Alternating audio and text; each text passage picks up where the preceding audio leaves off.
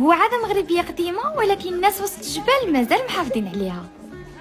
عجبني بزاف التضامن اللي شفت بين العيالات ديال الدوار، كلهم معاونين مع بعضياتهم وكل وحده فيهم وشنو جابت. شوفوا دابا الناس ديال الدور كل واحد كيجيب الخضره ديالو، اللحيمه ديالو، العطريه ديالو، وكيتجمعوا كاملين كيديروا صدقه. دابا كل واحد كيجيب حاجه اللي عنده في الدار كيجيبوه، كتديو وكديروا صدقه مجموعين. الله يقبل لكم يا ربي. وانا هنا جيت درت يدي معاهم في هذه الصدقه، حيت ما يمكنش نحرم راسي من هذا الاجر. السلام عليكم حاجه، لاباس بخير. الكرم ديال هاد الناس فكرني في الآية اللي كتقول ويؤثرون على أنفسهم ولو كان بهم خصاصة. كل شيء كياكل من هاد المعروف، الناس ديال الدوار كامل، الوليدات الصغار والكبار، وأي واحد